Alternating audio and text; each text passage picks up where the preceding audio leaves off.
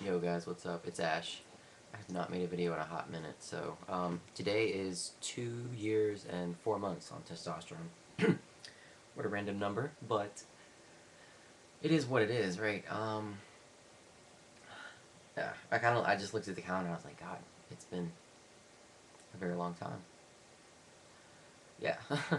um, I just thought I'd share that. No, so things that I've noticed in the last few months, transition-wise, have all been social. Um, the the treatment, I guess, you get in society where I live is 100% different. Some good, some bad. Some scary. It's mostly more positive, more respect, more acknowledgement. Being a male, well, I guess being a white male, I'm not gonna lie, I'm sure race has something to do with that, unfortunately, because I do live in the South, East. Um, but being a male versus a female comes with a lot more perks, I've noticed. More people open and hold the door for me as a man than they did prior. That's interesting. And when I say thank you, it's always, yeah, no problem, whatever, yeah, anytime. It's the body language is crazy. It's a very accepting, like embracing body language. Whereas before, um, it was a very frigid, like, or a guy holding the door open because he's obligated, like, fine. Men do feel obligated here in the South. Oh, people in general do because it's the Southern hospitality thing. Um, Being in a man's world is unique. I joined a group of individuals at a gym, working with them, etc. And um, being in a man's world, it's something that I thought only existed in the movies. Those scenes. A bunch of men sit around at a meeting, and it's the the atmosphere that you felt when watching that. You're like, oh, it's Hollywood. No, it's real. Um, and it's a little scary. You realize that you're in a pocket, that is warm and safe and comfy, but at the same time, um, you can be snatched right out of it. Especially if you make a mistake, and being removed from that pocket is like being shot. Like you don't want that to happen. So it's almost like it's a scary loyalty type. I don't even. It's I can't words can't describe it. But when you reach that point and when you experience it, you can tell the difference.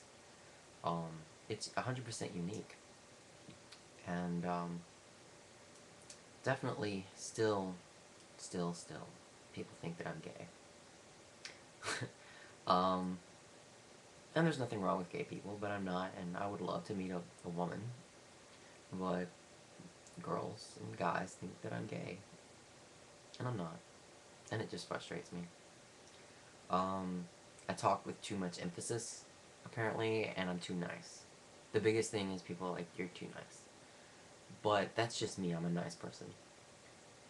That's not gonna change. So, but, let's see what else. Yeah, mostly social changes. Like, I've noticed physical changes. I'm actually starting to grow facial hair now, which I'm going to try and do the No Shave November. And, I mean, I haven't been able to grow squat before, but it's actually, like, I don't know, you can't really see it on this camera, but it's not a lot yet. But it's like all under here gets really thick within a couple days, and it'll go up the sides, which is funny because, like, this side it'll grow down, like that, and this side only grows to the side. It'll go whoop, whoop, whoop, whoop. It's really weird. I love the wintertime here in North Carolina because my acne almost goes away because it's not humid and icky and gross. Um, I only get like where if facial hair is growing in somewhere, I get acne. Like right here, it's breaking out because it's really coming in that area. Um, but yeah, for November, I'm not gonna shave and I'm not gonna cut my hair. I usually do a 2 guard on my head every week, And I'm gonna grow it out, see what happens. You know, maybe get a fade or something, do a little something different. I got a truck now, so I can actually fix my hair when I go into work, etc. And working down at a club on the weekends at night, it'd be nice to have a nice little stylish haircut. I take photographs, so I'm trying to look as good as I can, um, and sell myself. That sounded really dirty, but you know what I mean. I'm selling to make money. Yeah, I don't know why I was thinking of prostitution while I said that, but that's not what I meant. Just selling my image to get clients. No matter how I say it, it can be perceived as prostitution. Do they sell prostitutes at clubs? Hmm. I guess girls are technically selling themselves for a couple beers, but you know, won't go there. Oh, the stuff I see, the stuff I see. But yeah, so yeah, after what, like a year and a half, 2 years of testosterone, I really stopped noticing physical changes and really was able to embrace and observe the social changes because I wasn't obsessing over physical. Um, what changes socially happened prior to that? There were few, yeah, you know, and they were interesting. But now it's really really prominent and noticeable. And now that I see myself comfortably as a male, you know, I'm no longer in that in between.